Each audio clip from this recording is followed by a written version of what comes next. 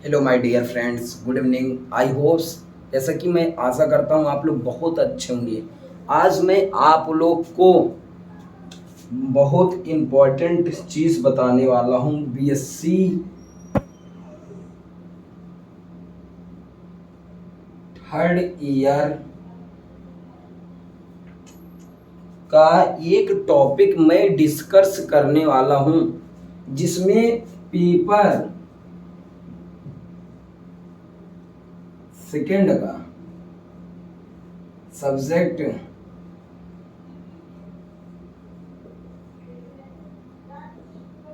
Geology. आज मैं आपको बीएससी थर्ड ईयर में पेपर सेकेंड सब्जेक्ट जियोलॉजी के बारे में थोड़ा सा डिस्कस करने वाला हूं। जैसा कि आप लोग को पता होगा, पेपर सेकेंड का नाम है biotechnology, immunology, biological tools and statistics, biostatistics and technique. ये पेपर का नाम है, जिसमें आप लोग को मैं एक टॉपिक ले चलने वाला हूं, इम्यूनोलॉजी। इम्यूनोलॉजी बहुत जगह पूछता है, इम्यूनोलॉजी होता क्या है। आप लोग हेडिंग डालिए, इम्यूनोलॉजी होता क्या है। इम्यूनोलॉजी जो है वो branch of geology, branch of geology.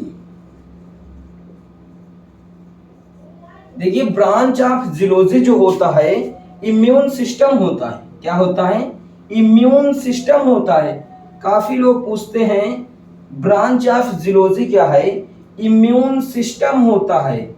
आप लोग जितना बढ़िया इम्यून सिस्टम रहेगा, उतना बढ़िया आपका ब्लड सर्कुलेशन होता रहेगा। इम्यून सिस्टम को क्या बोलते हैं? ब्लड बोलते हैं।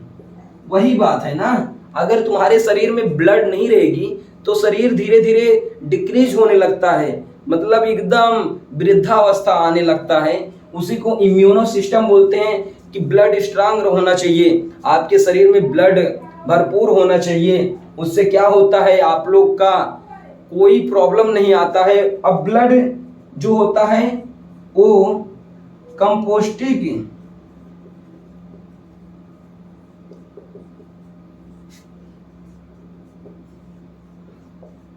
अब जो ब्लड होता है वो कंपोस्टिक टिश्यू होता है। देखिए, इसमें बढ़िया एंजाइम सिक्रिएशन होना चाहिए और प्रोटीन सिक्रिएशन होना चाहिए, तभी कंपोस्टिक टिश्यू बनता है। अब देखिए, कंपोस्टिक टिश्यू जो है उसको बनाता है कौन? Fibre, fibre absent. ये जो कंपोस्टिक टिश्यू है, इसमें फाइबर क्या करता है? एब्सेंट होता है, फाइबर पाया ही नहीं जाता है। इम्यूनोलॉजी में आप लोग फिर से समझ लीजिएगा, इसकी जो मैं आपको बताया इम्यूनोलॉजी, इम्यूनोलॉजी होता क्या है। इम्यूनोलॉजी ब्रांच ऑफ जियोलॉजी है। जैसा कि आपको पता होगा, ब्रांच माने शाखा होता है, जियोलॉजी माने भी आपको पता होगा जंतु विज्ञान कहते हैं। तो आपको इम्यून सिस्टम, अपना इम्यून सिस्टम क्या करना है? स्ट्रॉन्ग करना है। किसके द्वारा? ब्लड के द्वारा। अगर ब्लड आपके पास रहेगा नहीं तो आपका इम्यून सिस्टम स्ट्रांग रहेगा ही नहीं। तो ब्लड हुआ, तो ब्लड बनता जो है किससे? कंपोस्टिक टिश्यू से, जिसमें फाइबर एब्सेंट है। आपको पता होगा, जो मैं आपको मोस्ट इंपॉर्टेंट बता रहा हूँ, इम्यूनोलॉजी बहुत जगह पूछे जाते हैं। अब देखिए आप लोग, मैं इम्यूनोलॉजी में दो आपको ऐसा इंपॉर्टेंट चीज बता रहा हूं, आप लोग उसको, आप लोग हेडिंग डालिए। नंबर एक, पैथोजन किसे कहते हैं? डालिए हेडिंग, पैथोजन। पैथोजन की परिभाषा लिखिए आप लोग, any substance, any substance which enter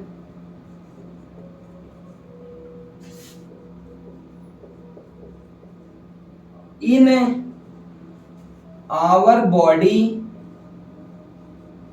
are called pathogen.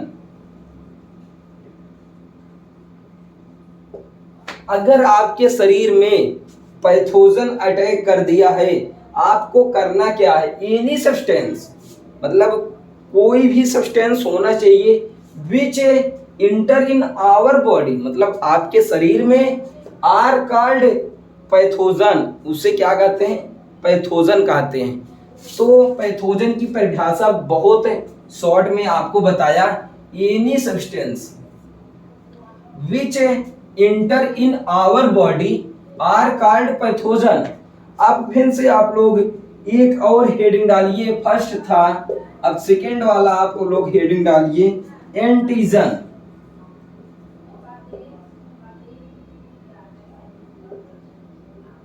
Antigen आप लोग लिखिए, सॉरी ये आई है, ध्यान दीजिएगा। एंटीजन आप लोग एंटीजन के बारे में लिखिए, any pathogen,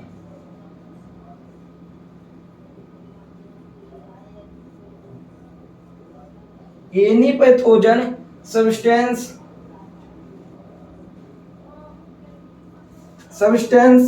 which enter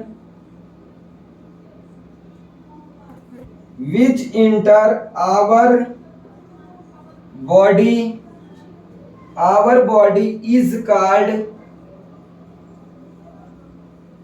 is called antigen. Antigen जो होता है, any pathogen substance which enter our body is called antigen. थोड़ा सा फर्क है, ज्यादा नहीं। आप लोग एंटीजन की परिभाषा लिख लीजिए, any pathogen substance which enter our body is called antigen. अगर आप लोग को समझ में आ गया होगा तो मैं अगला हेडिंग बताने वाला हूं, आप लोग हेडिंग डालिए। एंटीजन और पैथोजन हो गया। ये आपको अगर ना समझ में आता होगा तो कमेंट बॉक्स में लिख दिया करो, टाइपिंग कर दिया करो कि मेरे को समझ में नहीं आ रहा है, तो मैं और दूसरा सॉल्यूशन ढूंढूंगा। फंक्शन आप अगला हेडिंग डालिए आप लोग,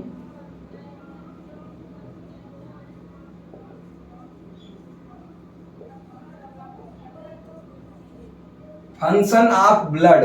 फंक्शन ऑफ ब्लड होता क्या है आप लोग को पता होगा। फंक्शन ऑफ ब्लड में नंबर 1 आता है transport.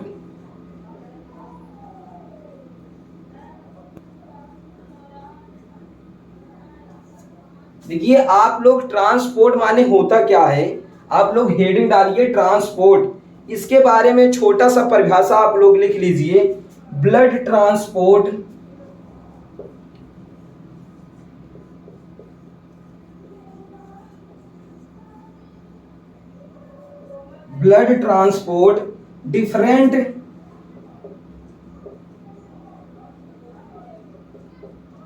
Different types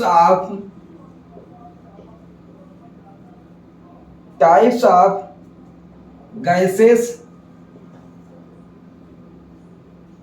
CO2 O2 it also transport nutrient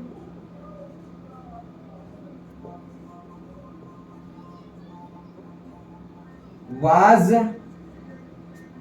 product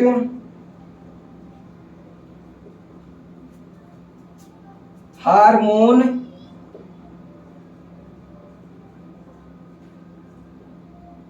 and enzyme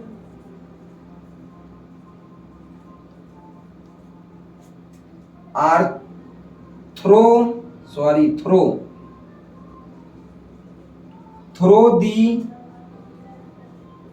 RBC। जैसा कि आप लोग को पता होगा ट्रांसपोर्ट, ब्लड कैसे ट्रांसपोर्ट होता है। Blood transport different type of gases, CO2 मतलब कार्बन डाइऑक्साइड, O2 मतलब oxygen, it also transport nutrient was a product hormones and enzyme through the RBC। RBC जो होता है रेड ब्लड कार्प सेल होता है, इसके द्वारा ब्लड का ट्रांसपोर्ट होता है शरीर में। आपको अगर कोई पूछता है ट्रांसपोर्ट होता क्या है, तो आप लोग ट्रांसपोर्ट की परिभाषा दे दीजिए। Blood transport different type of gases जिसमें CO2 और O2। It also transport nutrient was product hormone and enzyme through the RBC। मतलब RBC का फुल फॉर्म होता है रेड ब्लड कार्प सेल। आप लोग ध्यान से पढ़िएगा, ये ट्रांसपोर्ट बहुत इंपॉर्टेंट है। आप लोग नेक्स्ट हेडिंग डालिए फंक्शन आप ब्लड में। फर्स्ट हेडिंग आप लोग को बता चुका हूं ट्रांसपोर्ट होता क्या है। अगला हेडिंग आप लोग डालिए blood value.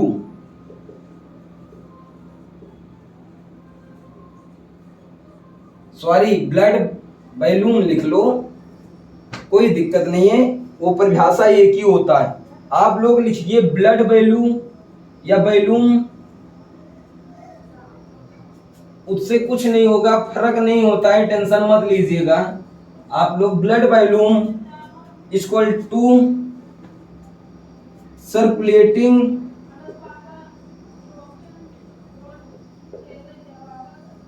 Circulating blood plus storage blood.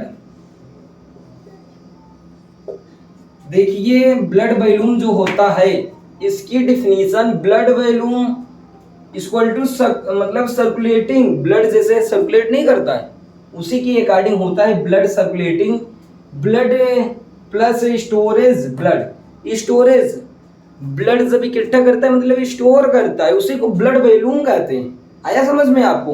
Blood volume होता क्या है? ब्लड वॉल्यूम की परिभाषा आप लोग फिर से लिख लीजिए। ब्लड वॉल्यूम जो होता है circulating blood plus storage blood.